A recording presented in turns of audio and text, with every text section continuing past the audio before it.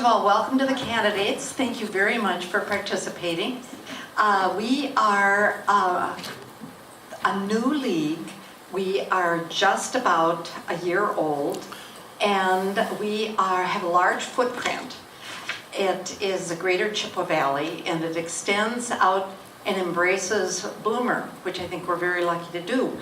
I'd like to thank the middle school staff, Rhonda Herrick, for opening up the school and for helping us with a lot of the preparations that needed to be made. And I'd like to, very good, a hand for Rhonda, go ahead.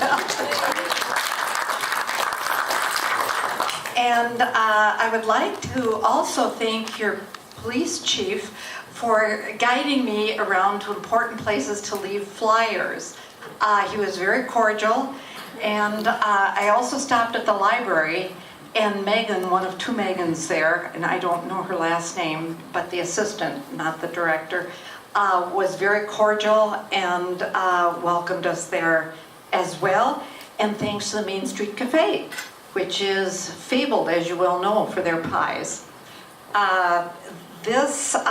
All this help from Bloomer makes me think that perhaps some of you here would like to start your own branch off of the Greater Chippewa Valley, just to get started, a branch of the League of Women Voters. There's a lot of information on the League out at the front desk. We will celebrate 100 years in 2020 of women getting the vote, and League being part of the suffragists who came. We are strictly, absolutely nonpartisan. There is no partisan persuasion among our presentation of the candidates here. That does not mean, however, that we are non-political. We advocate for voters' rights, for ease of voter registration, for fair voting maps. We're all about voting.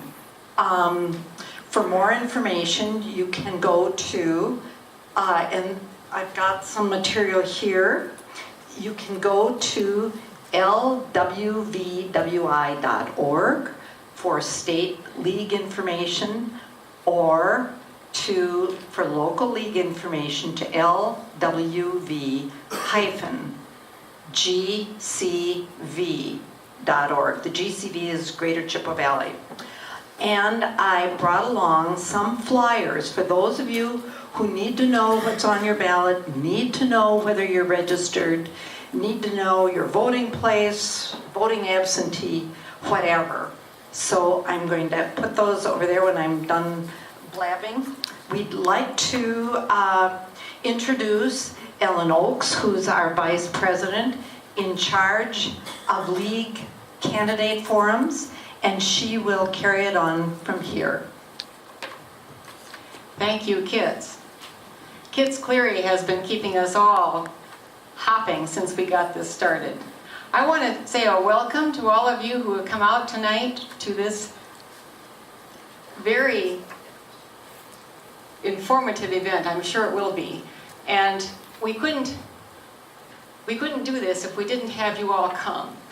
It would be really depressing if this was an empty room. So pat yourselves on the back, because that's a good thing. I also want to thank the media who have come here in the person of Steve Hansen.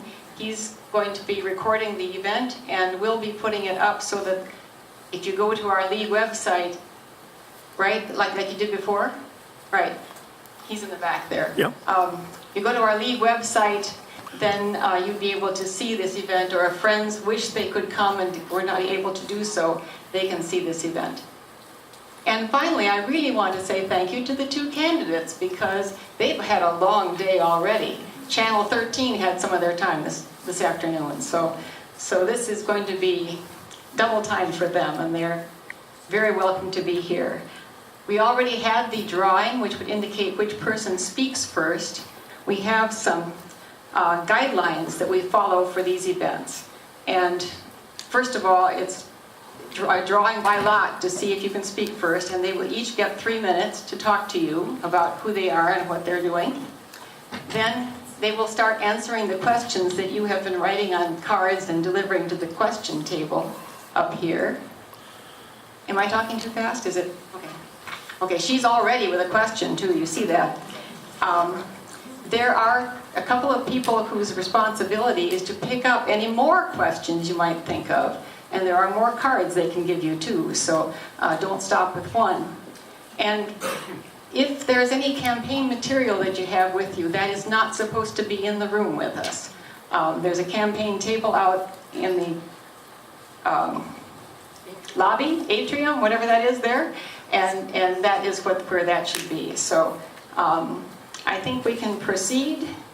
The candidates that you have before you, Ren Katuri and Rob Summerfield. And we will start with Ren. Wonderful. Thank you so much for being here.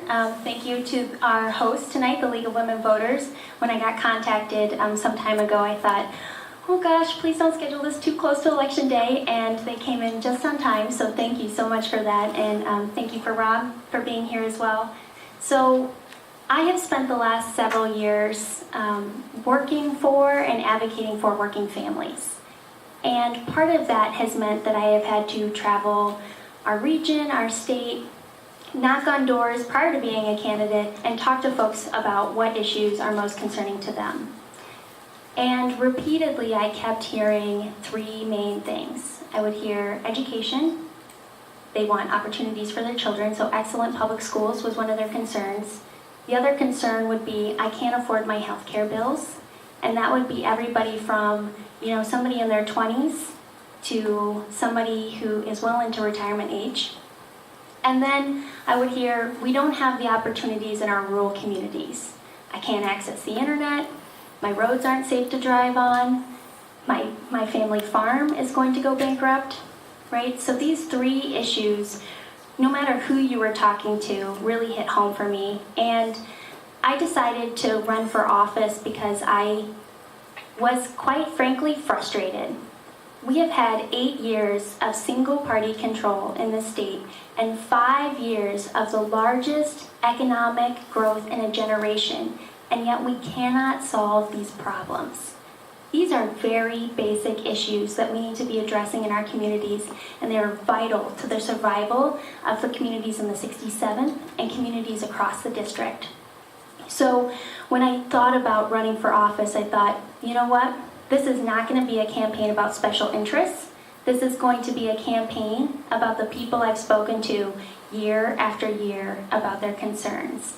And so I might ruffle a few feathers along the way, and hopefully if I get into Madison, I continue to ruffle some feathers. But one of the things that I want to see done is I want to see strong, thriving rural communities. And so that's why I'm here doing this now, and I will be knocking doors every day through Election Day, and I hope to earn your support by November 6th. Thank you. All right.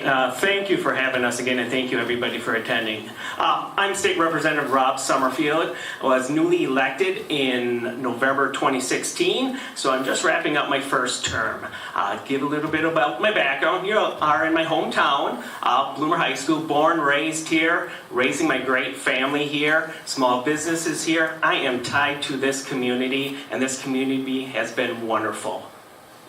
Out to the Supper Club, we have gotten and seen so many people throughout the years, Chippewa, Menominee, Boyceville, Ridgeland, Holcomb, and I bring this up due to the fact that is the reason why I decided to run. Was to say, talking to community members, talking to customers, talking to my children's parents, talking to everybody in the community. I mean, I volunteer with the Bloomer Chamber of Commerce. I'm very active with our church, that people are out there like, hey Rob, once this seat opens, in 2016, maybe you should throw your hat in. And, with Tom Larson retiring, and, bless Tom's heart, he passed away way too short with his life, just a year after, retiring from the assembly, or not even a year since he decided not to run for re-election, he did pass away. So I sat down and talked to Tom, shared a lot of different views with him and seeing what we could do, and decided to throw my hat in the ring. And since that time, in March of 2016, it was full bore. I talked to my wife, I said, we're doing this, and we're doing this full bore. From March 2016 through November 16, was raising 3 girls, running 2 businesses, and knocking 3, 4, or 5 days a week doing doors to show the passion that I have for this community.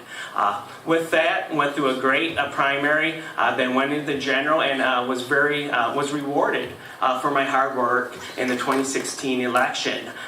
From that point on, I kind of took a maybe day or 2 break and knew the real work was to be done for the citizens of the 67th Assembly District. From that point forward on, we've been rolling. Unemployment, record low. Biggest increase to K-12 funding ever.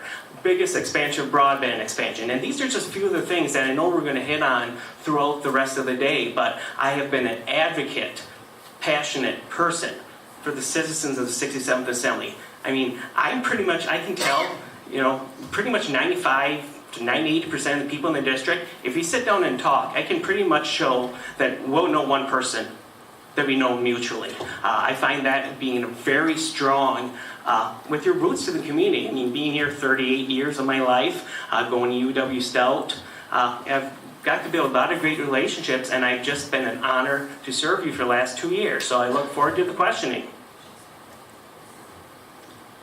Couturi. Okay. My tongue will tie itself in knots today. Ren Couturi.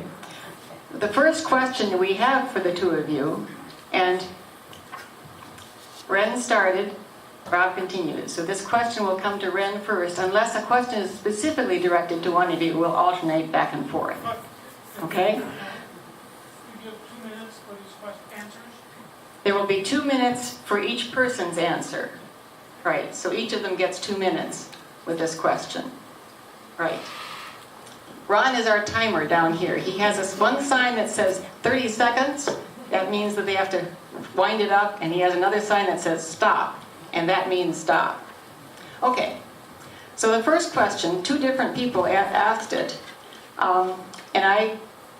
With my experience, I have served on a county board myself, and so I know something about this. What is your stance on local control? And that's really local control versus state telling the locals what to do. Yeah, thank you for this question. It's very important. So, local governance is where the rubber meets the road of governing, right? And we must empower local officials to make the best decisions for their communities. And I don't see our state doing that right now. And here's an example. So I've been going to just about as many town board meetings and occasionally some county level stuff to try to meet with folks and learn about the top issues facing the townships in our district. And a couple of townships told me that in doing their road funding, their road projects and the shouldering projects, they have cheaper and better solutions for getting the roads fixed. And yet the state comes in, because a tiny rule was made that they must contract with a private contractor, the state comes in and says, no, you actually can't do that, even though it's cheaper and more effective for you to fix your roads that way. And so here's an example of where we are not empowering local officials to make the most effective and cost-effective decision possible. And I think we need to be doing everything in our power to empower local officials to make the best decisions for their communities. Oh, all right. We agree on the first question.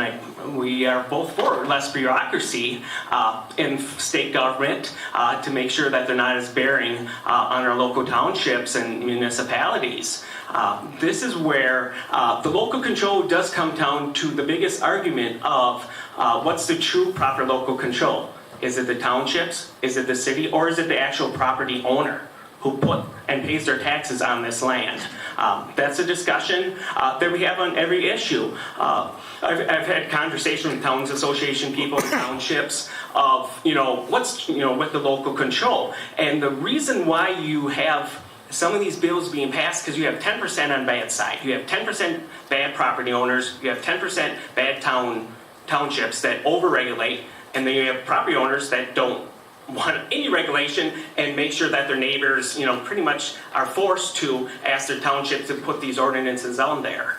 With the local control, what I like to do, which I did this past session, is in the bills that affect the local control, is kind of figure out to say, hey, how can we get most people on the same page? Working with the Towns Association, the Counties Association, my local townships, my local municipalities, and then also with the other interest groups. Is it going to be the environmentalists, the manufacturing, the commerce people, to figure out what kind of compromise or is there wiggle room to do it.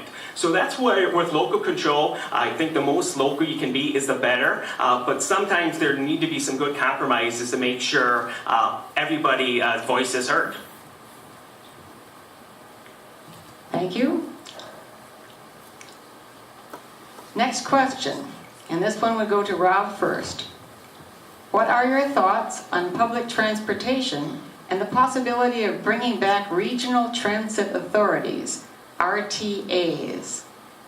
Yeah, to create another taxing authority, I am very hesitant on doing that. I think we are overtaxed enough in this state. So I don't know about throwing another taxing authority on to the Chippewa Valley would be a good idea for economic growth. However, I have talked to the Railroad Coalition, some of their members, about doing the rail from, I think we're looking at Eau Claire to Minneapolis, and they have talked about not doing it without public financing. That's something that I'm very interested in it on. And also there's another caveat that if these rail transits can show that they will reduce congestion, wear and tear on the roads, there may be a role into looking into some public financing on it. But railroads, I like the concept, but you can only travel on certain times when the railroad says you can leave from point A to point B. I know in our society we have a lot of still the free will people that like to jump in the cars and just go take off whenever they would like. So, that's something with the transit. I'm not super comfortable yet on the RTA, but looking forward to see what other options are there for the transit system. Great, thank you. So this relates back to our question about local control. And if regional authority or regional governance groups decide that they would like to have a regional transit authority, they should have the power to make that decision through the democratic process. So I believe in some regions it really might make sense. And whether counties want to go through that process or our entire western region, they should have the power to do so, right? The other part about this is that I want to look at the cost on commuters, and there's going to be a lot of conversations on transportation. This is a particularly rural district, and rural commuters are being burdened with the high costs of gas, and I think they're going to also be burdened with other costs associated with transportation. And so we need to make sure that we are giving as many options as possible for rural commuters to decrease their burden on their wallets, right? And we need to make sure that folks can get to jobs. We have a workforce shortage here in the 67th district. And I know I hear lots of folks talking about we need to encourage workforce development. Well, one of the biggest issues is that folks can't get to these jobs. You have one problem with your car and you end up getting laid off, right, if you can't make it to a shift. So we need to have more options available for people to get around our district, and I think a regional transit authority, if a regional or local district would like to have a regional transit authority and determine that through the democratic process, then they should be allowed to do so. Thank you, Ren Katuri. The next question will be for you then, first. Much of Wisconsin is facing a worker shortage. What can be done at the state level to help? Thank you for this question. I would just like to point out at a time where we are facing an incredible workforce shortage, we're spending $3 to $4.5 billion on a manufacturing plant in the southeast corner of the state. Doesn't quite make sense to me when we are struggling to attract workers in the jobs we have now. So one, I touched a little bit about transportation. I think we need to find ways to get folks to their jobs. The other issue in our district is addiction. A lot of people are struggling with the crisis of addiction right now, and it's hard to be in full employment if you are struggling with addiction. And so I think we need to address those concerns. We need to make sure we have wraparound services for those folks so we can get them back on the path to full employment. And then finally, the other part of this is our technical and career education as well as our UW system. We have spent 8 years divesting from higher education, from our technical colleges, our career colleges, and our UW system. And I think it's time we fully reinvest in those institutions so that they can take on students, they can train them for the career of their dreams, and that they can return here to the 67th to have that career path that they desire. Yes, with unemployment this low, one of the biggest concerns talking to constituents, business owners, is finding the workforce. A lot of them do kids say, I mean, if it's a good problem to have compared to what it was 08, 09, unemployment was 8, 9, 10%. In the state nationwide, that this is a problem I think we can work with. In turn, we need to do a good job of trying to keep our citizens, or citizens, because they are, young kids, stay in the area. We have to try to pair them with jobs. I know in the last forum I got scoffed at the idea of, heaven forbid, at 15, 16 years old, that sometimes some kids might just say, hey, we're not quite on the college path, but let's figure out to see, maybe I like welding. Maybe I want to get more into construction, carpentry. We have a lot of good trades jobs around here, a lot of good manufacturing jobs. I've been happy, in my current role as state representative, talking to the business groups, the community organizations, the Chippewa Valley Technical Colleges, and the 2 universities, Eau Claire and Stout, about how they're starting to shift how they attract their students and how they train them. Because if you can get a well-trained workforce, when they're 18, 19, and showing that sometimes this avenue, whatever you choose, is probably going to be the best for you to do it, hey, this is what we need to let the kids know that, hey, at 20 years old, if you're good with your hands, you can make $17, $18 an hour starting. And if you're starting at 17, 18 when you're 19, 20, you have unlimited potential going through to keep on increasing your wages, and in turn be able to have the wages to start a family and grow your life in the 67th. The next question will be yours, Rob Summerfield. Yep. Our society today is facing an epidemic involving the use and abuse of meth. What are your plans in addressing this issue? Yes, this is a multi-pronged approach. I'd like to see Sheriff Kowalczyk here. I've talked to him. I've talked to County Human Services. I've talked to the Attorney General. There's not one single issue, or one single answer, to this issue. This is going to take a lot of work from everybody, from the children that are affected, to figure out what treatment, the drug court. I got to go to the 10-year anniversary of about last year at this time. Wonderful story. But however, I think it's about 20% that make it through. So that means 80% is not. They're going down the wrong path. So we start partnering with that. On the law enforcement side with the Attorney General, I know he has made it a priority. Started off opioids 4 years ago, and now we are into the meth in the Northwest area, is to figure out what training we can do with law enforcement.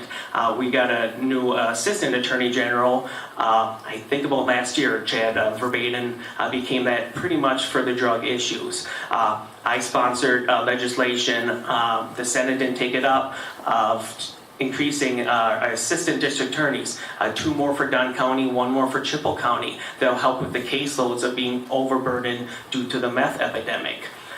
2 minutes, we won't be able to hit on everything that it affects. I'm talking to school counselors,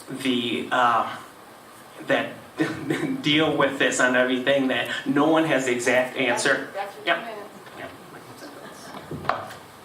My job. Yep, that's fine. That's I coordinate you.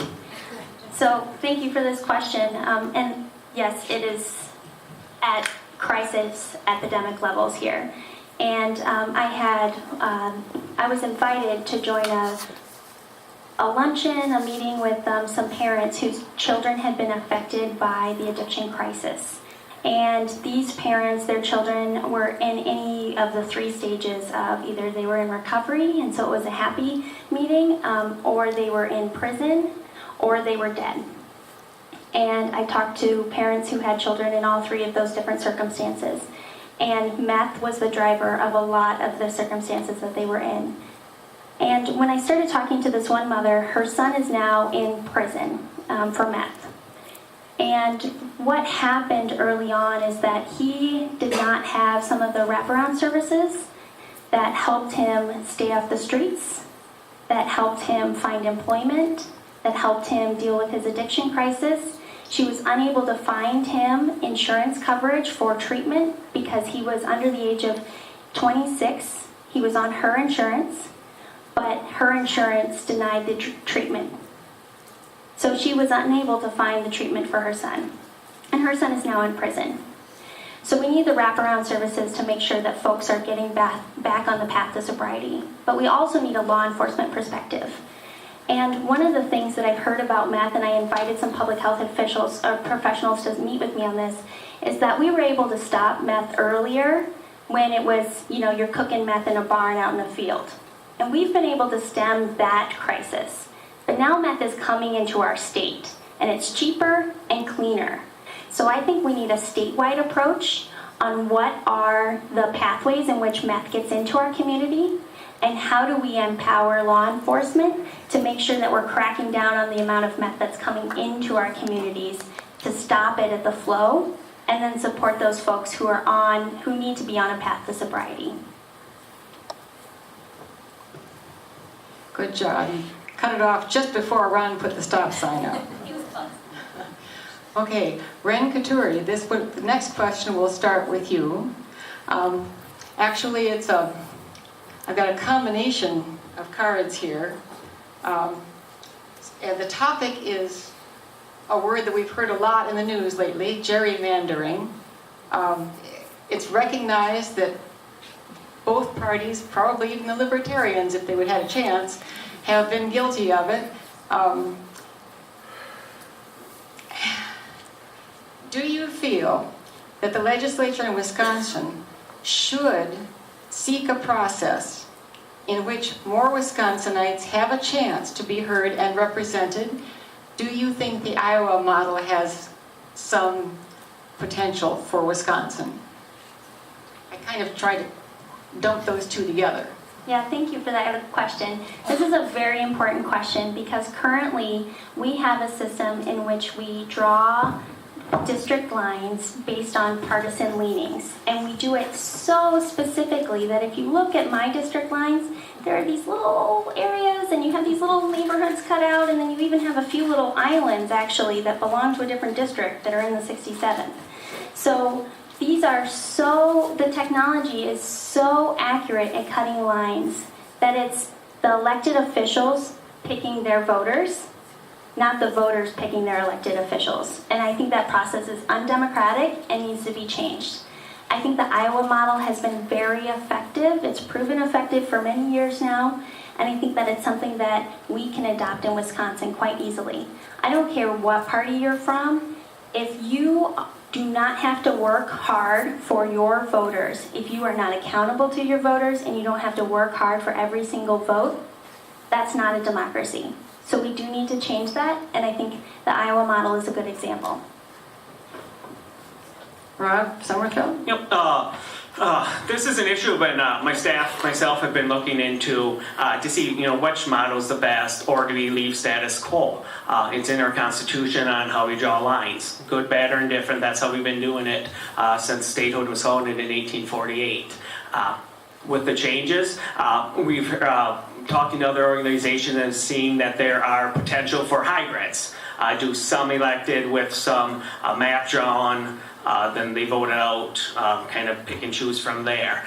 So it's something that I don't have a firm stance on right now to figure out which model is the best. But I've been looking into to see and doing my due diligence to see if we do decide to change, what model should we go towards? Iowa, for instance, or should it be a hybrid model of what other states do? Okay, next question starts with Rob. What is your stance on affordable housing? The Chippewa Valley is currently facing a housing crisis, especially for low-income families. Yeah, my position is reason I did a bill.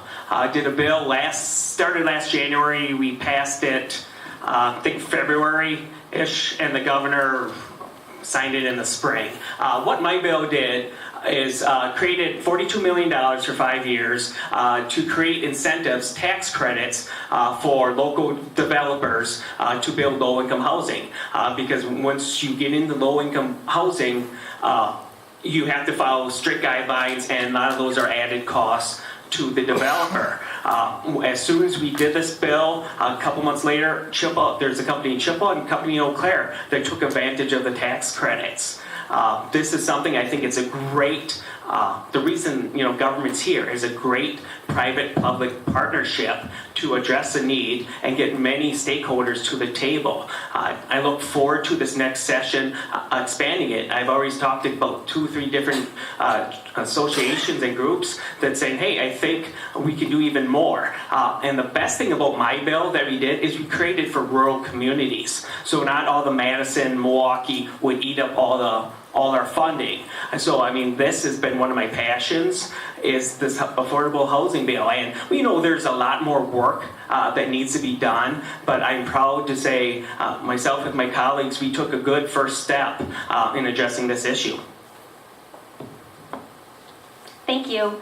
And this question is definitely close to my heart as well, having bought a new home in the last couple of years. And if you're looking in your first time home buying budget, you go from anything from you go view the house and there's literal feces on the floor to it's not livable, or the electricity doesn't work, or there's not a toilet.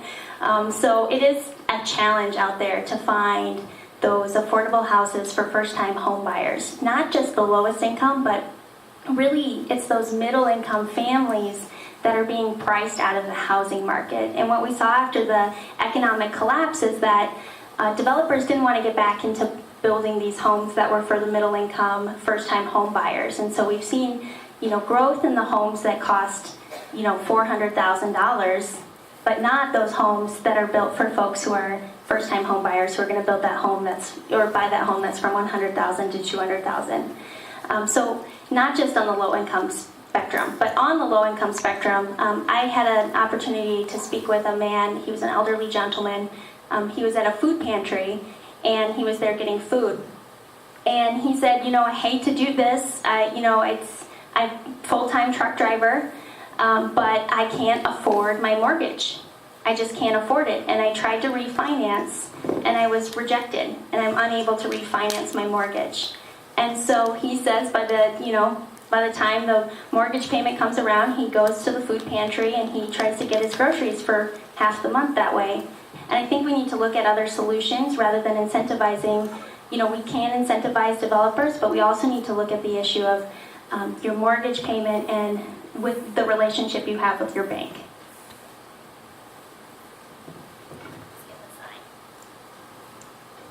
She kept doing in the time. Very good.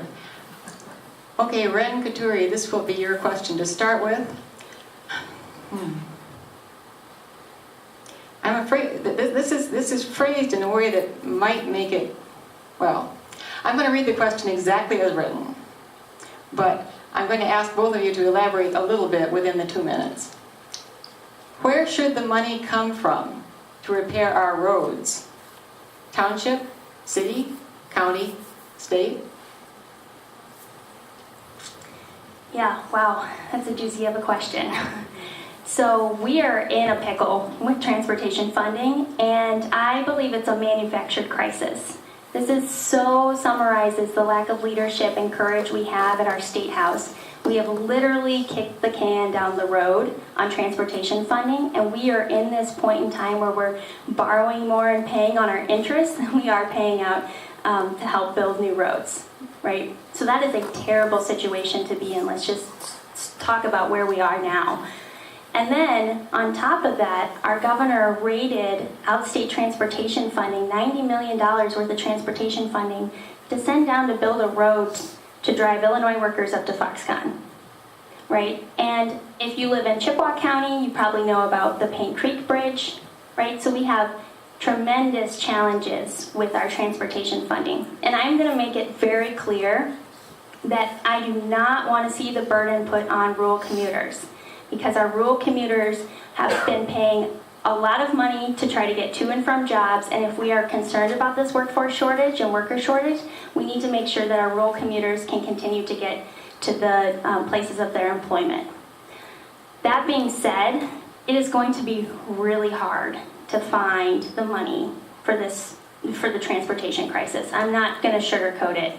And we have to find new sources of revenue to make sure that we can pay for our roads in the long run. And I also think that this gets back to the local control issue.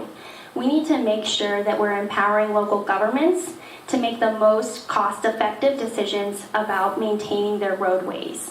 And so that means that we allow them to, make decisions about who does the shouldering on their project, instead of at the state level saying they have to contract a certain way.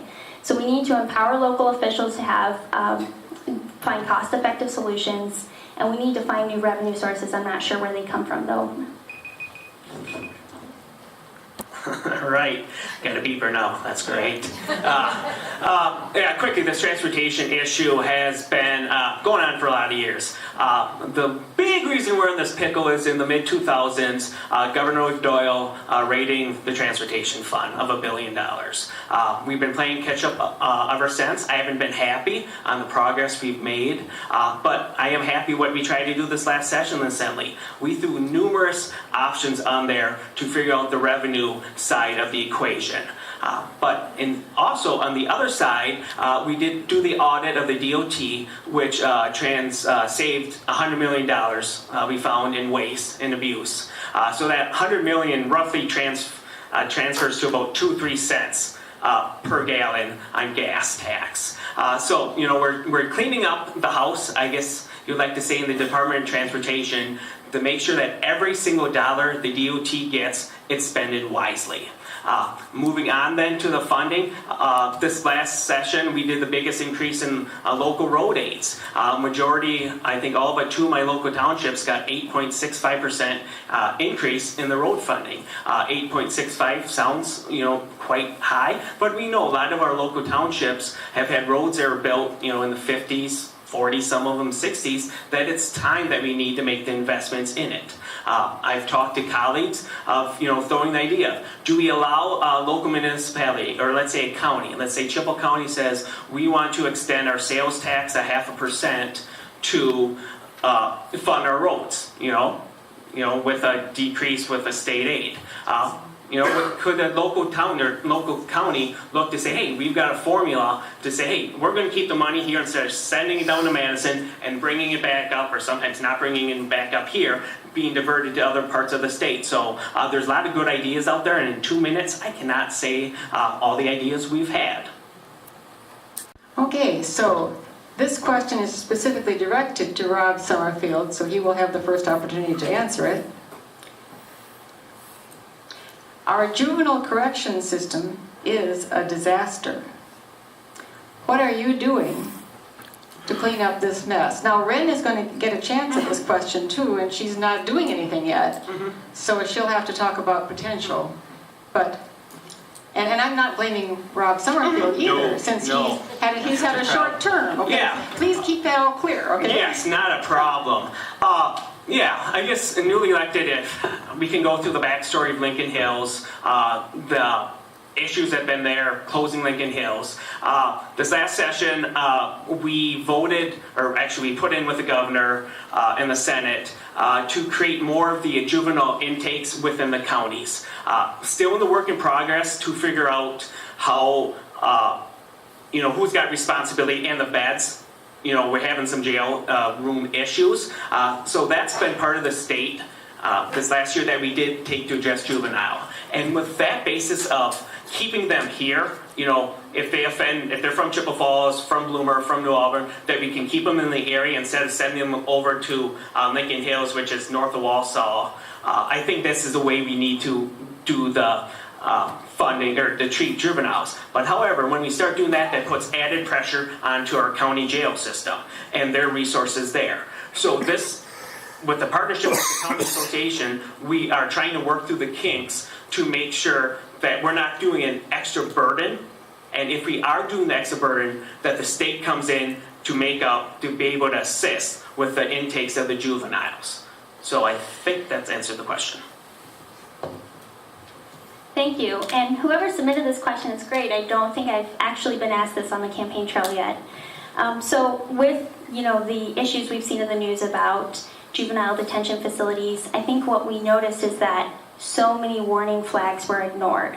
So we need to make sure that if there are warning flags about any population in our prison system, that we need to make sure that they are addressed properly. The second thing that I would say is that I can't verify this number, but I heard some astronomical number of the number of unfilled positions for correctional officers. And I actually knocked on a door of somebody who was a correctional officer. She worked in mental health in Stanley. And her main concern was that they just don't have enough support. They just don't have enough support to actually do their jobs. And so they end up resorting to things that oftentimes are more violent, that don't often get the job done effectively, but can really harm both the worker and the child or adult involved. So I think we need to look at addressing our workforce shortage and making sure that our correctional officers are fully supported. I hadn't heard from the state level the initiatives to keep juvenile offenders local. I think that that's a good thing to investigate. But I also think talking about before they go into juvenile detention, right, or before they offend. And one of the things I recently heard was that we only had a part-time position addressing some of the foster care bottleneck we have in Chippewa Falls. And so I think if we can recruit more parents and support the foster care system, we can help get some of these kids out of the homes that sometimes they are in and when they are offending, and also find alternatives to prison.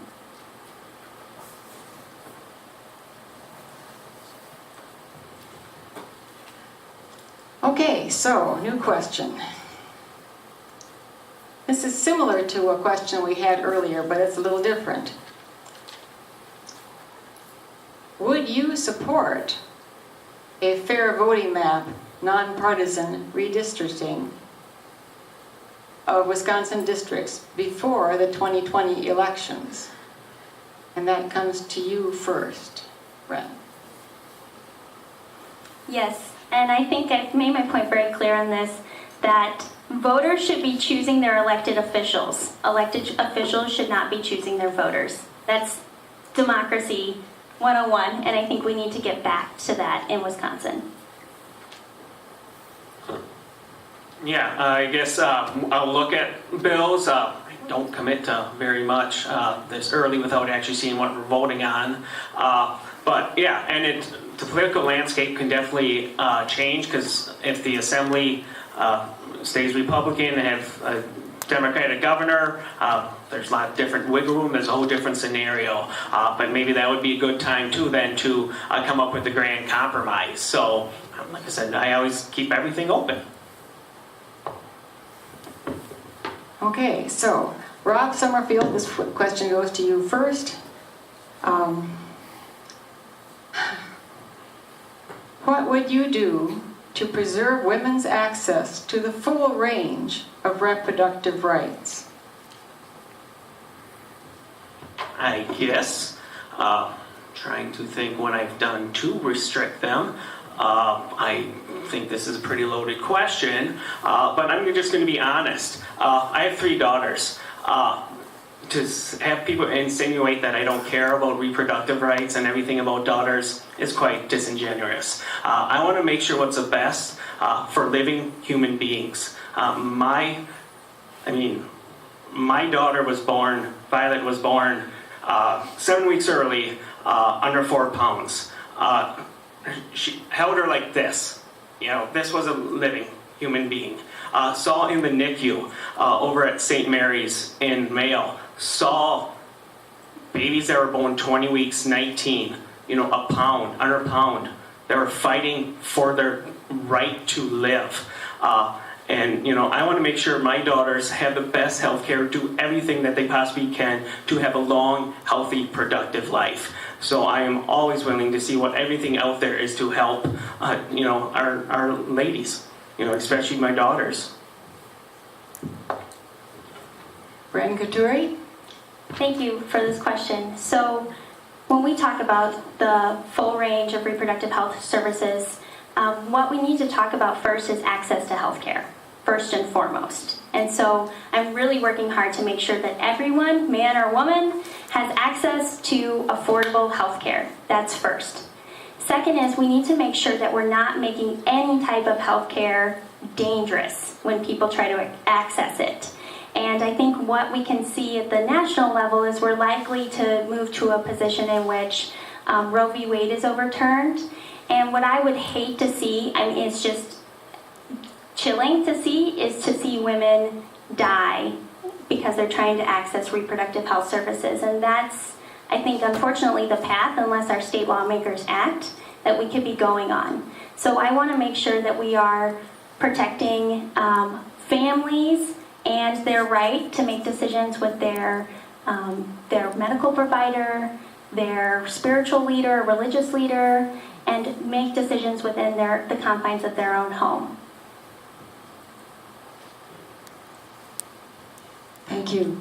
That was a loaded question, but it's going to be your job to handle loaded questions. The next one. What options are currently available? What options should be available for housing for people being discharged from jails and prisons? And that would be Ren start and Rob second. What are current options for people being discharged from jails or prisons? For housing. For housing, yeah. This gets back to that story I shared earlier about the potluck I went to of parents who had children who were affected by the drug crisis. And one of the things that they said to me was that my child would make a minor offense or would have some sort of short stint in jail, but would not have housing options. And one of the problems is that if they had a halfway house that they could go to, they often wouldn't accept somebody with mental health issue or a mental health diagnosis. And so this woman who had told me that her son was unable to find a housing option because he was kicked out of the house for his mental health condition. So that's what I talk about when we talk about wraparound services. We need to make sure that folks can get back on their feet, not only with housing, but the full range of health care needs that they have. Thank you. And Rob Summerfield. Mm-hmm. Yeah, with this issue, really happy. I don't know if many of you have seen this, but former Governor Tommy Thompson going around the state talking of, his perceived maybe missteps made in the 90s of lock him up and throw away the key. So there's a lot of talk on the Republican side of, what's the best way to address this issue. To me, if it's a common sense issue, I've talked to a constituent who went through that same thing. Was coming out, there's no support in the prison, really didn't have anything. Luckily, this individual had a very caring father and brothers that made sure that they had work, had housing come out when he did get released from prison. This is something where I think we need to spend money smartly to figure out, okay, different levels of offensing, 2-3 years. What are they more likely to reoffend or not?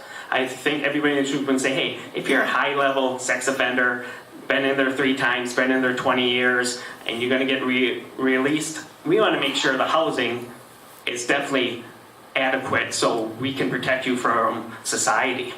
But they're also, they made a mistake or two. They've maybe, shoplifted, did this and this and this. We cannot turn our back on them. We have to figure out, hey, first of all, are you willing? Do you want to change? If they want to change, then I'm all for, let's figure out how we can get you to change. Is it working with social services group, with nonprofits, with church organizations to figure out, what's the best case? So we need to have, I think, a more of a coherent, I want to say, umbrella of trying to figure out, instead of one person doing this, one person doing this, let's make sure, figure out what works best for everybody.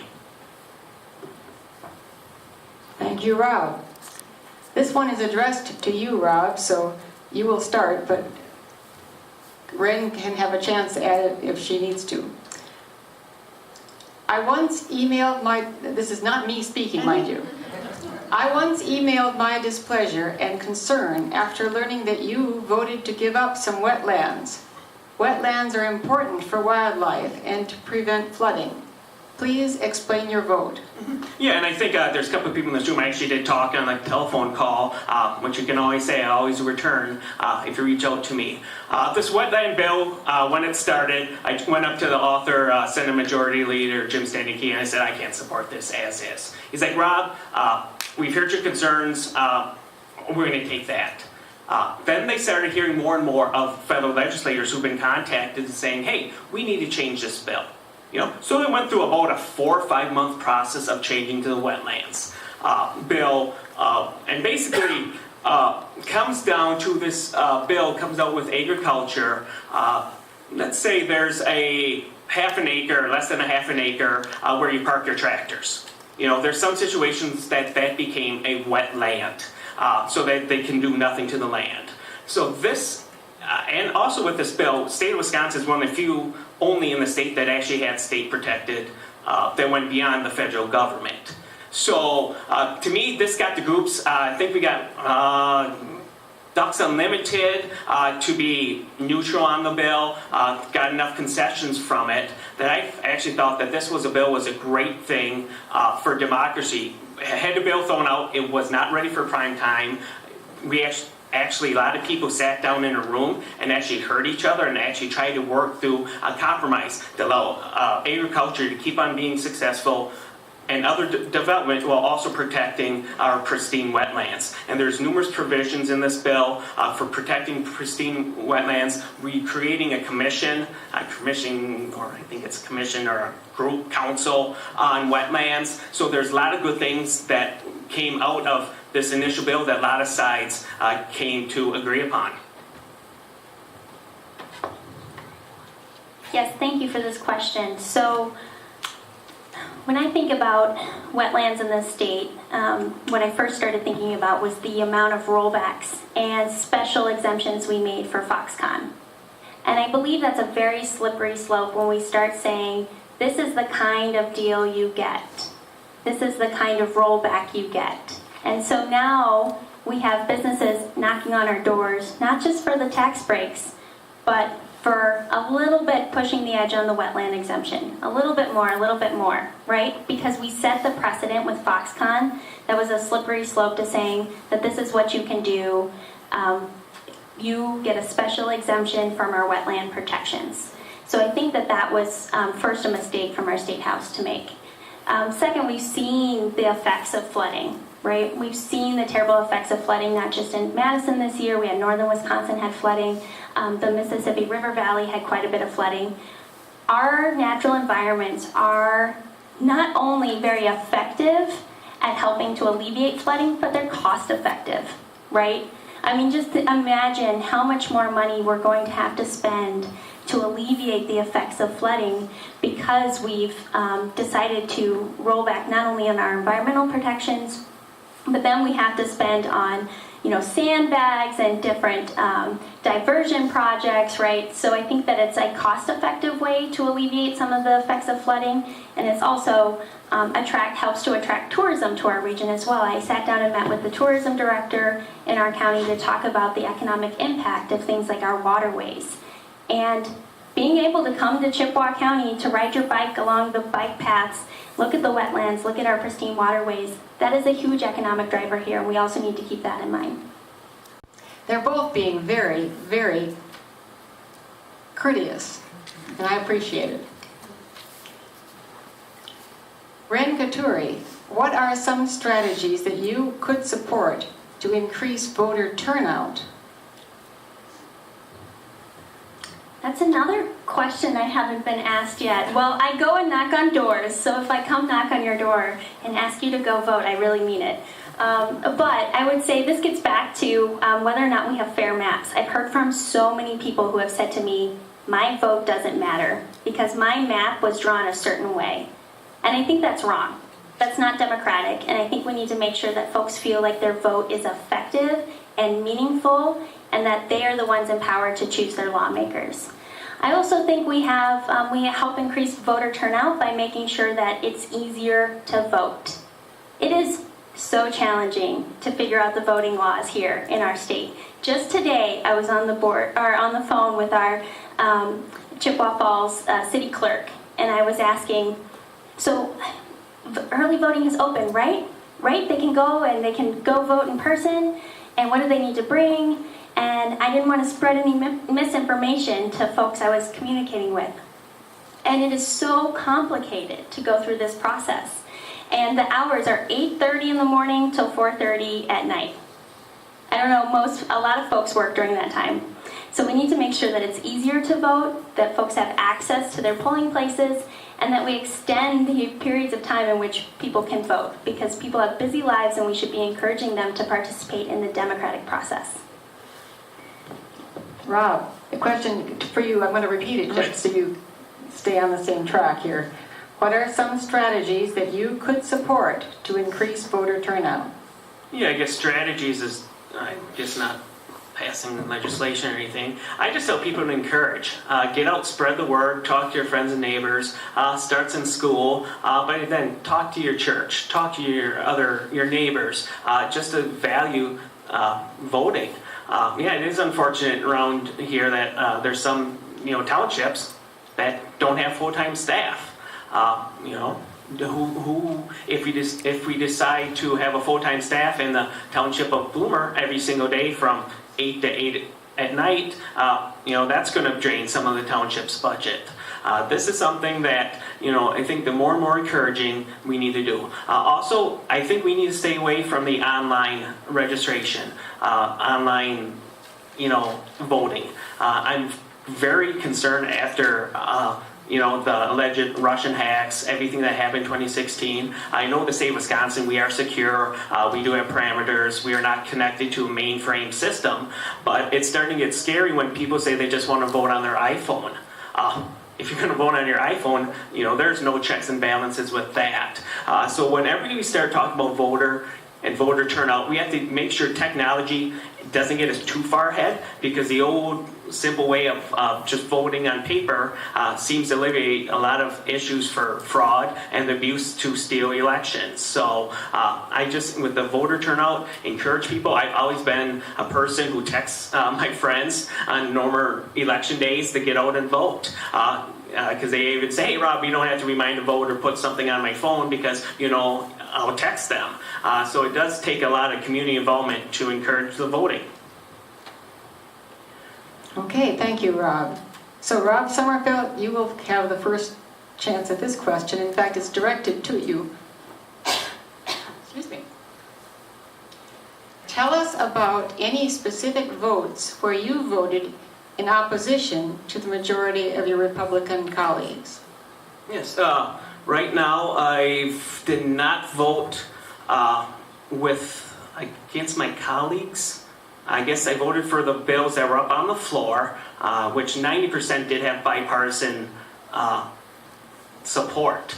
So yeah, there's under 10% were fully partisan votes. That's one thing that a lot of people don't realize, that down in Madison we actually got to the 90% of bipartisan bills. I get every bill that's up in front of me when it comes to the floor. I look forward to see, is it good bill, bad bill, where I'm at it. Then I go to research it, talk to the authors, talk to the opposition, and to figure out, is this, should I vote yes or no? So that's where my processing is in the voting, is to make sure whatever vote that's up there, that we are scheduled to vote for that day, for me to make that decision. I'm not sure how Ren Couturier is supposed to answer this question. but you could do it in a supposition. If your party was sponsoring legislation that you did not feel should be passed. Yeah, I can give you an example of a bill that if my party had supported, AB 363, whether or not to protect pre-existing conditions. My opponent voted in line with his party on that. That's something, if my party had supported that bill, I would not have voted for. I think that... That's not exactly what I'm saying. What I'm saying Yeah. is your party And can I actually answer? No, we did not. That wasn't actually a bill. That was a polling motion. And we can talk about the civics of it, but I did not vote against a specific bill. I think we're getting off the track here. I'm trying to get us back on the track, Rob, okay? Yeah, but I'm just Yeah, I get it. clarifying I get it. truths Right. and non-truths. So the question is, we support a particular party, and that's fine, and you're running as a candidate for a particular party. And if that party, if other members of your party put forward a bill that you don't like, will you go along with them, or will you... No, this is an unfair question. We can't even go there. I'm sorry. Okay, so I can try. So I kind of understand The audience to make decisions. your We had a format, and that's fine. I'm ready. Go ahead. Go ahead. Okay, and I mean, there are some folks in this room who could verify this. I joined the Democratic Party when I started running. Actually, I wasn't a party person prior to this. And one of the things I've always prided myself in is that I look at candidates and I make the decision based on the candidate that I like. And yes, a lot of those values I share are in common with the Democratic Party. That is true. But I hope I would bring that same spirit to the State House if I was to be elected. So I kind of would say, to make it fair then, Rob, if you had a bill that came up that is from the Republican side, and you felt that it was not beneficial for your area, would you feel that you could still vote against it then, or would you have to go along? No, and actually, we even do this before the vote gets to the floor. There was a bill that was going to exempt sand mining from local regulation, and I was afforded that by the speaker, and myself and a couple other colleagues sat down, went up to have a meeting with the speaker, said we cannot even allow this to even get close to committee hearing level, because this is something that is very passionate and is bad policy for us, especially with the sand mine area. So yeah, I have stood up to the leadership. I mentioned before on what bill, the wetlands bill, talking Majority Leader Stenicky, talking Speaker Voss, and sometimes that's where a lot of the bills get changed, is going up, before committee, before the process gets all the way down to the point of voting on it, say, hey, we can change this now for the better. So that's what I take pride on, is if there's a bill that I know it's got some traction that I just don't like, I'm going to go up there and talk to the author,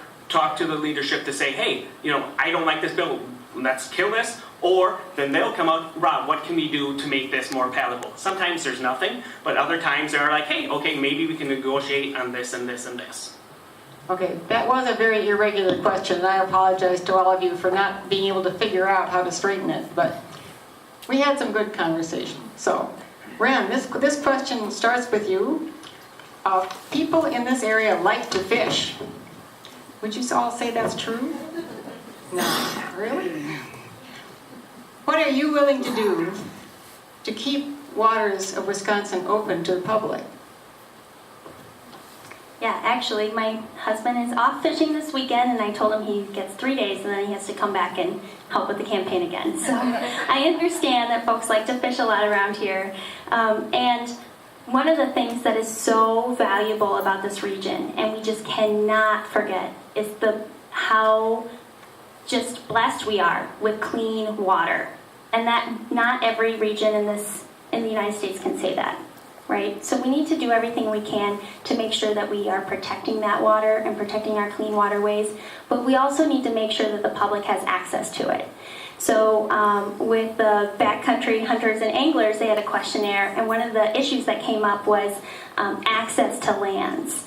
And actually, in our northern part of the state, there are a lot of lands where railroad tracks will crisscross those lands.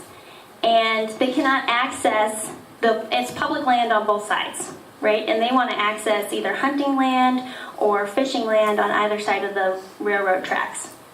But there are specific designated crossing areas.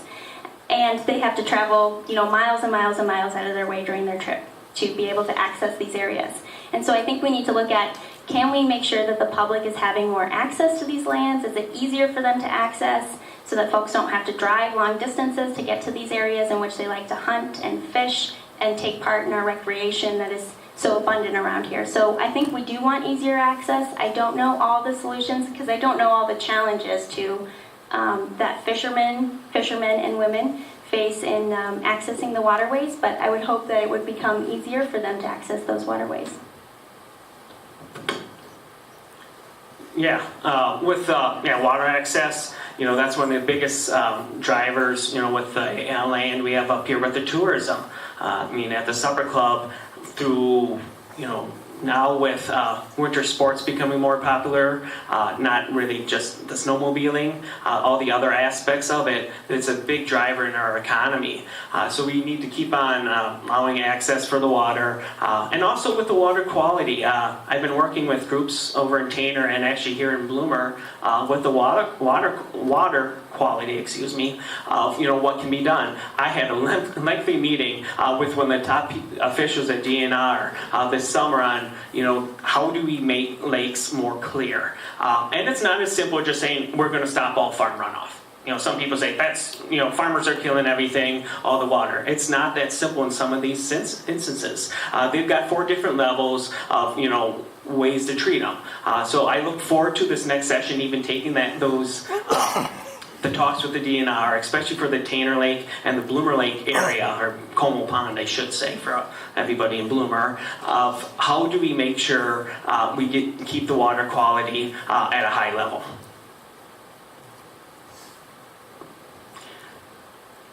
Okay, so this question would start with Rob then. Are you in favor of the precondition language in the healthcare bill? If not, why? Which bill? Yeah, it's not a specific bill mentioned. I don't know if there isn't anything up currently, is there, in the state? No, I can but tell you what. There's a lot of talk about it.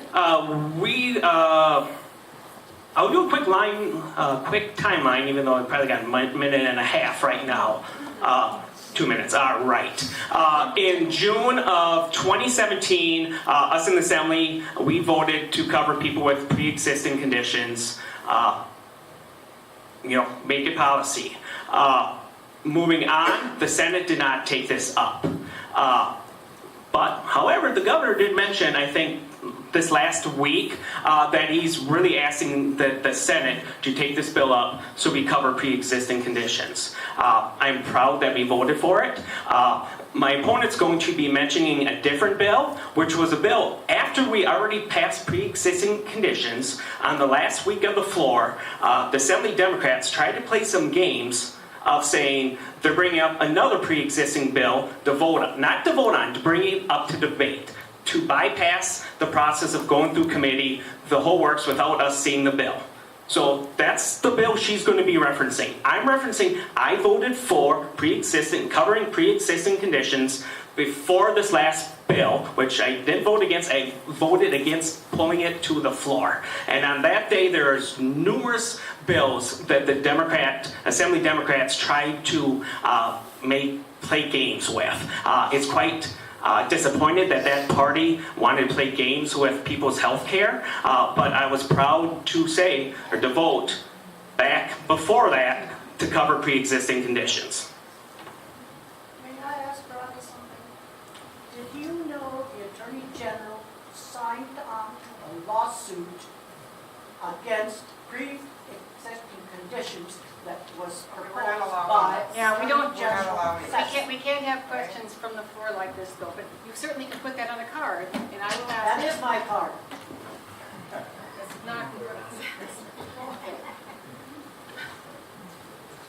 That particular question could be written on a card. You can answer it. No, we're not going to answer that one because we can't jump off the rails too often. Okay, we've got something here that will keep you, I think, concrete. This will be even more exciting. Oh, you haven't got to answer yet. I'm sorry, I got mixed up. Great, thank you. So, why are we still talking about this? There are some very simple solutions, and I keep hearing from so many folks who can't afford their health care bills, or they get a small raise and then all of a sudden they're bumped off of any subsidies or help, right? So we need to have comprehensive healthcare reform here in Wisconsin. I don't care what happens at the national, well, I do care, but I can't wait for what happens at the national level because families here in the 67th cannot wait. So there are many things we can be doing. First, our governor rejected the Medicaid expansion dollars, which have cost Wisconsin taxpayers about $1 billion. Second, we have a governor who is running on protecting pre-existing conditions. So if Rob said they got that job done, I'm not entirely sure what reference he is referring to or what he's referring to. So I can't address that. But we do here, I am promised to protect pre-existing conditions just after the election. Let's do it now. The other aspect of this is that we need to make sure that pharmaceutical costs are lowered. And so many of our seniors on fixed incomes cannot afford their drug costs.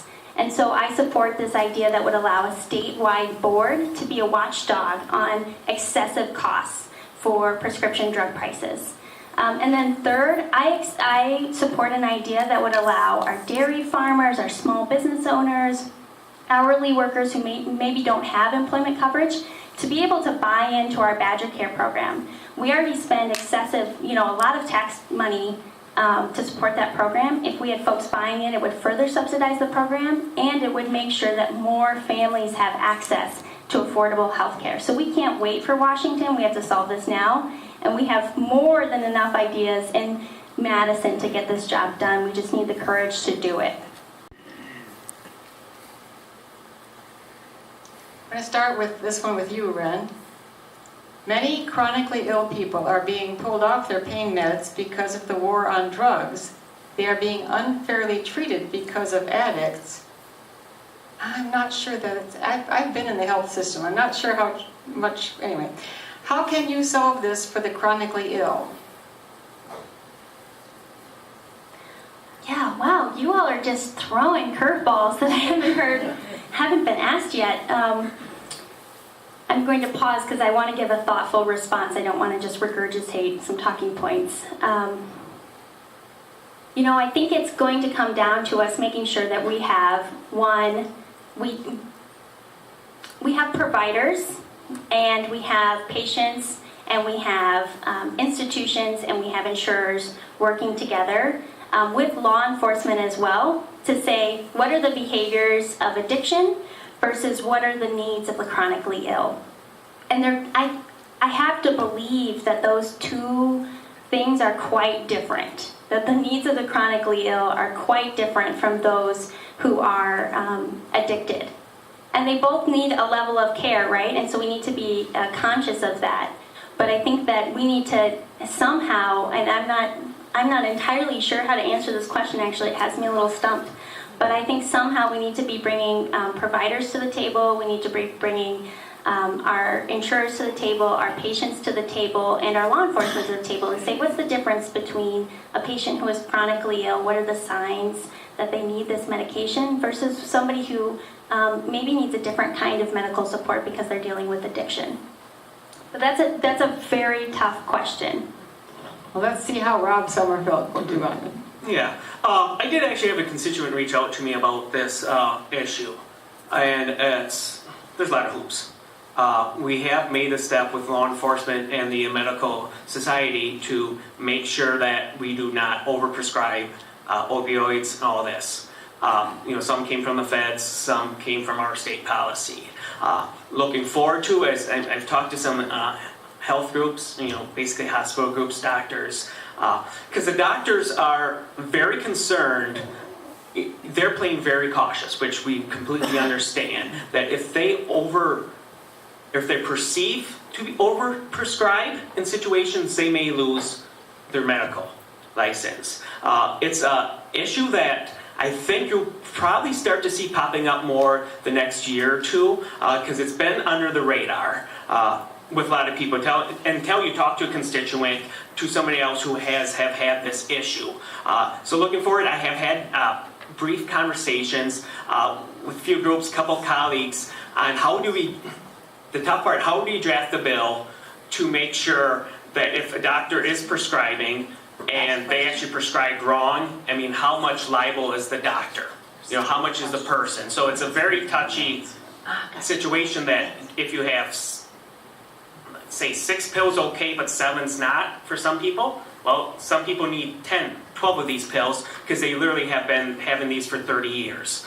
So that is it's going to be, I think, more and more of our conversation moving forward in the healthcare, and especially with the opioid epidemics that on there. Sometimes it really looks good, hey, we're going to ban doctors prescribing, but you also have to see what the ramifications of those actions are. Very good, Rob. You got under the wire. Thank you. All right, this next one starts for you, Rob Summerfield, and then Bren afterward. What is your stance on school vouchers and the battle over public school funding? Yeah, I think from the get-go, 2 years ago, I was hit numerous times, radio, TV on it. I don't care about the politics. I care about the kids. And people can accuse me, playing games or whatever, but I truly want to know what the best education system is for each individual person. And I don't care if it's a choice, charter, homeschooling, public schools. My background, I went to all 12 years of public school. My wife went to private school. We're raising our kids going public school. I'm more concerned of giving the kids the option that sometimes certain learning environments just don't work for some kids, and others, maybe they'll thrive in it. So that's where I'm supportive of any education options that are out there, because my feeling is that if you have more options out there for reaching the kid, that's in the long run, it's going to be better for society, and the best case, it's going to be better for the child that's going to get their proper education, going to be able to strive and succeed in the atmosphere that the parents feel is the best for the child. Great, thank you. So I agree. I think, keeping in mind educational outcomes needs to be the forefront of this. And fortunately, we have a lot of data on this issue. And we have had a 30-plus year experiment with vouchers here in Wisconsin. And what the data shows us is the educational outcomes actually are either at their best, they're no different, and sometimes they're quite a bit worse. And what we do when we fund this, and I looked this up earlier because I just couldn't believe this number, we have given $2.5 billion in state funding that has come directly from our public schools into an unaccountable program where we have no demonstrable benefit. We have not seen any better educational outcomes. So if we're concerned about educational outcomes, we need to make sure that we're doing what's best practice for our students here in Wisconsin. I do not believe that we can fund and afford a two-tier educational system. It's one of those issues where if you, in this last session, they did vote for an enormous expansion in the voucher program. And what that does is it costs our school districts directly. And we have not matched that money at all with our school districts. In Chippewa Falls, it was just over $300,000 in one school year that they lost because of the unaccountable voucher program. Through our district overall, it was well over $500,000. So I think if we're concerned about kids, we need to be making the decisions based on what's best practice. And we have not seen the outcomes from this experiment with vouchers that we would like to see. It has not been best practice here in the state of Wisconsin. Okay, next question starts with Bren Katuri. What is your stance on medical and/or recreational marijuana? Yeah, thank you for that question. And we have had a lot of conversations already about the challenges of either finding housing for those who have been incarcerated or finding treatment for those who have been addicted. And I keep going back to that potluck conversation I had because one of the things that I heard from all of the parents was that it all started with a small offense. And whether or not that's true, I don't know, but that's what they all told me. It all started with a small offense.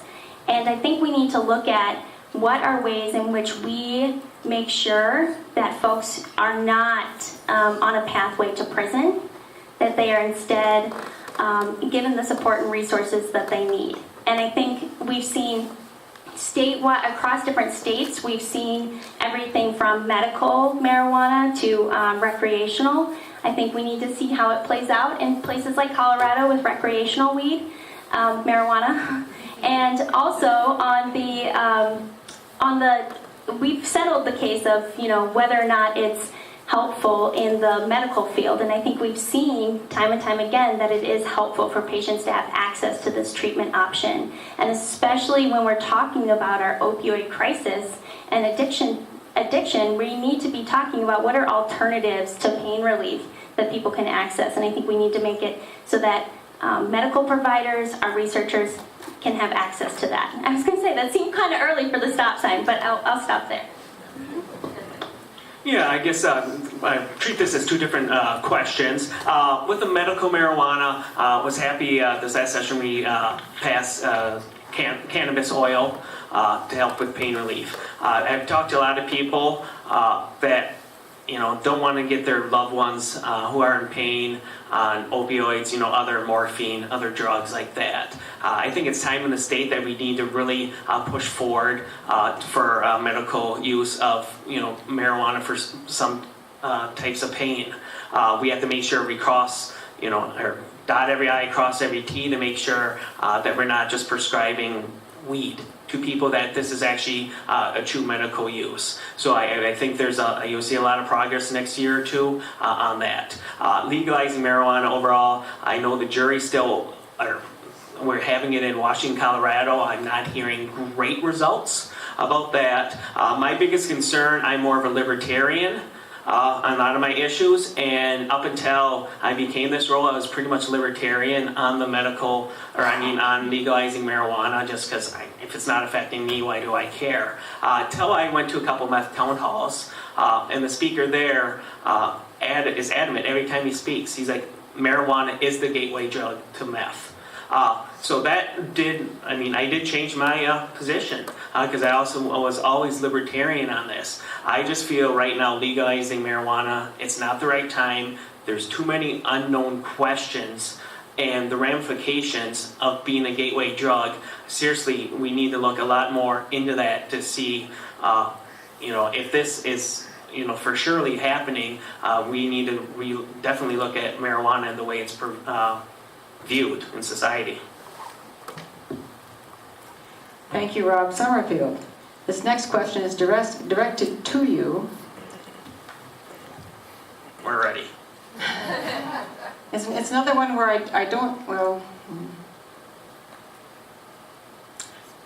I will just proceed. Scott Walker and Kathy Verrier have touted that last year, for example, $600,000 was added to public education.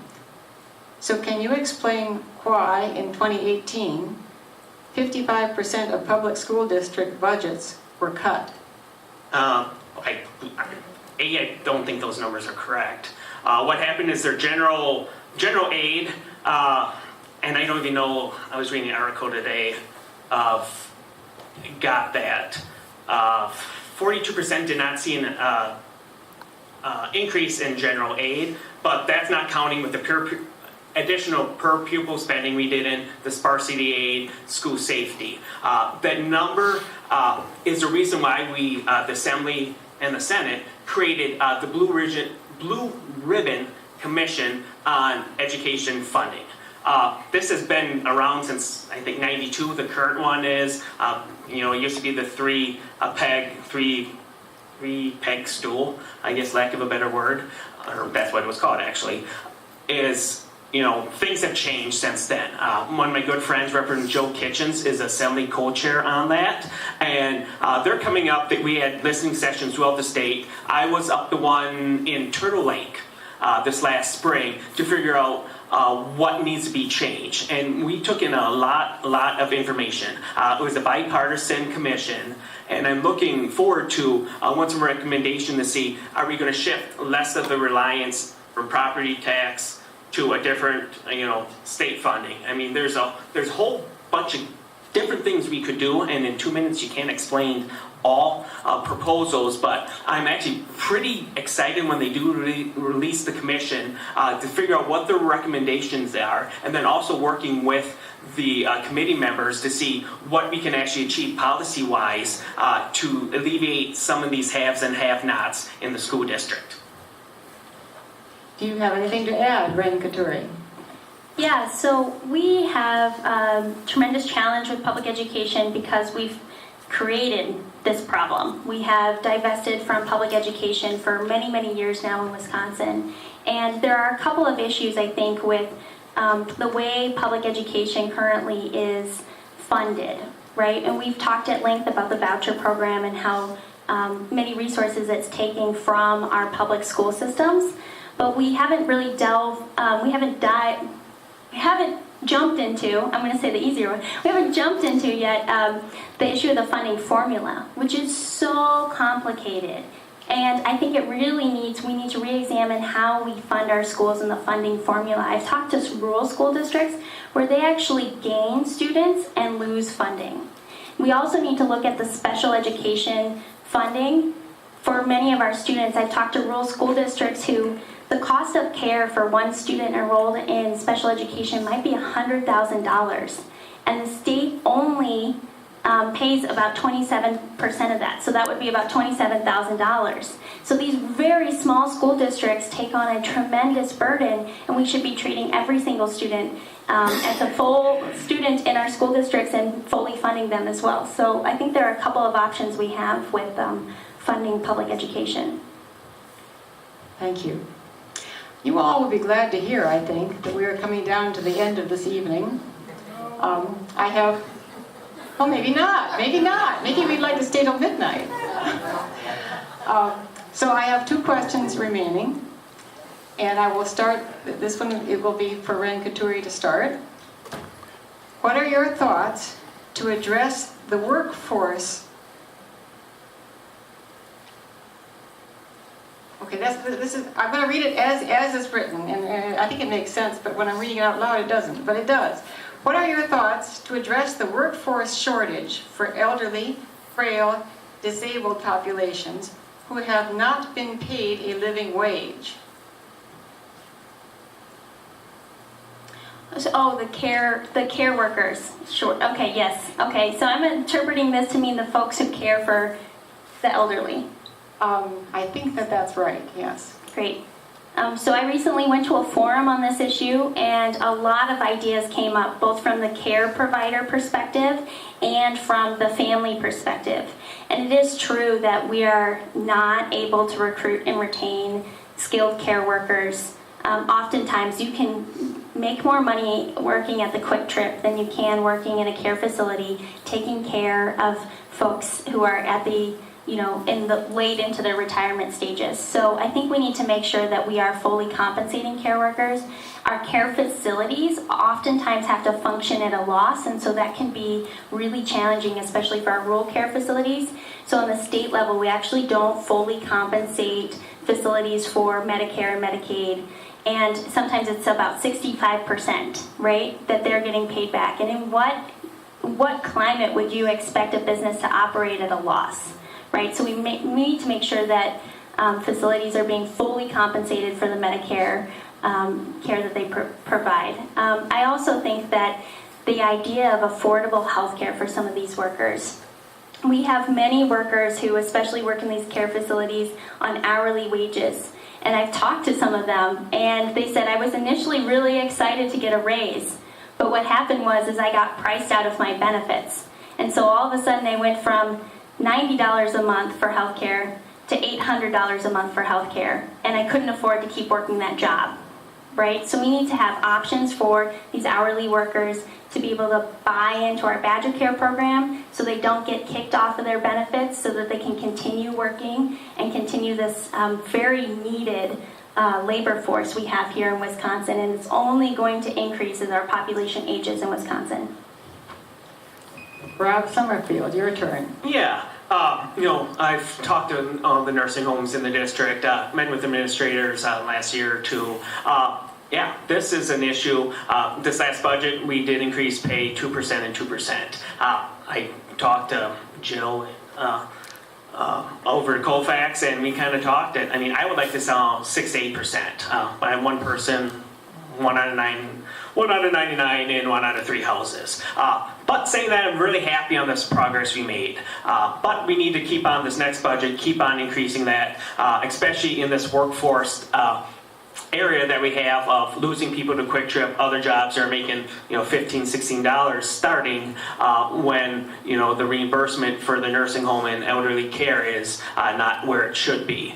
So I think this is where we keep on smallly addressing the issue, but I really think this next budget we need to take a bigger plunge and to make sure we have a good workforce because this is all also against rural economic development also, that if you get well-trained, well-paid people into their jobs, they'll stay around throughout the community. And also one thing, I did meet with a group of nursing professionals is there's a bottleneck of training nursing.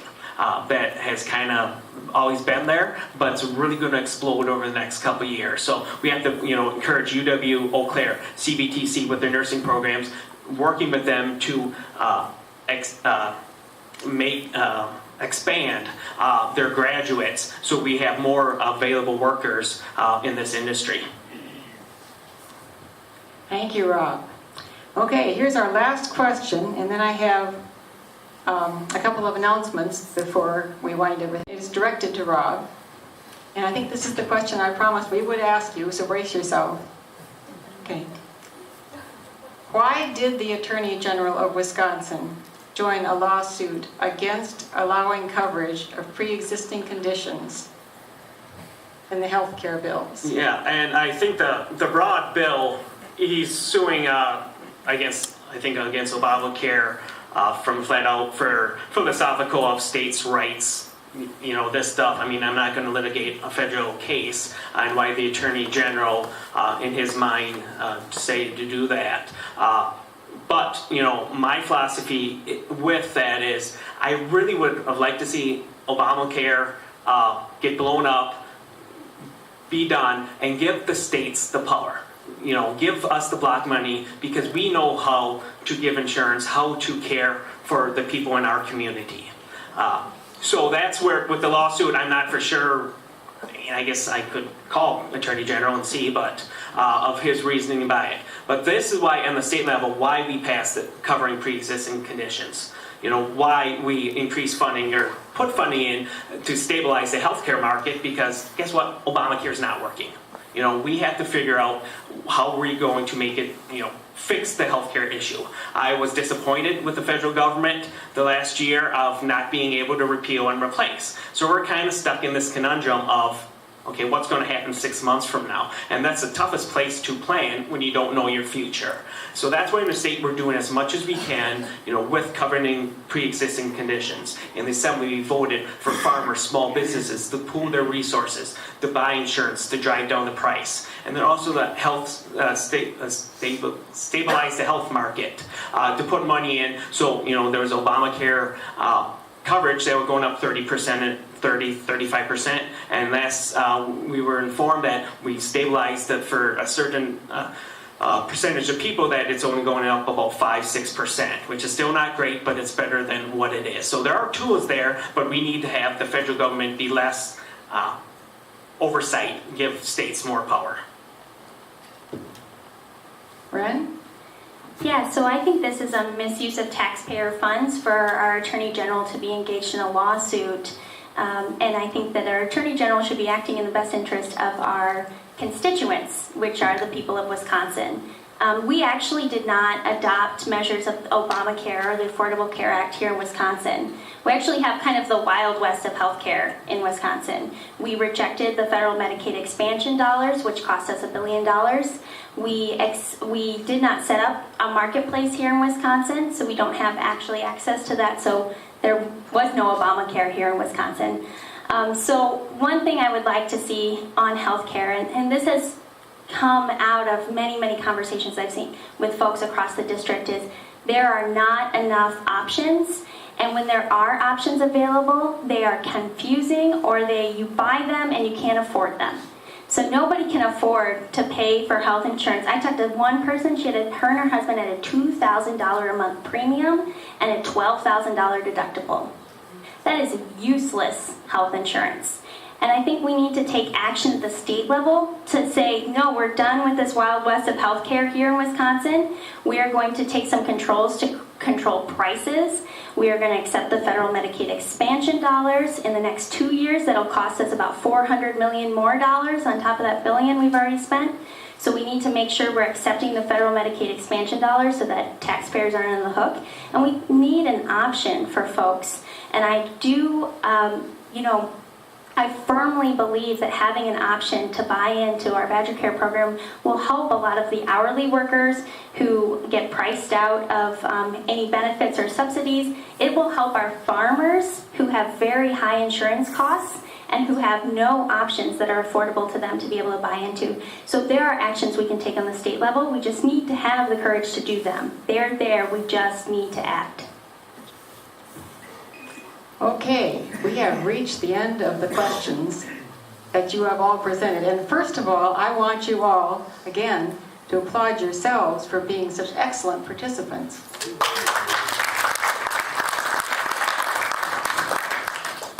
And secondly, I want to apologize for getting my tongue twisted several times tonight, but I think we made it through.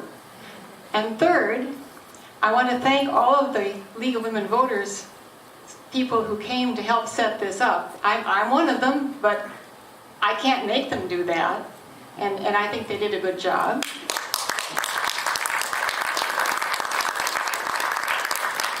And then I really want you to thank both Ren Katuri and Rob Summerfield. They did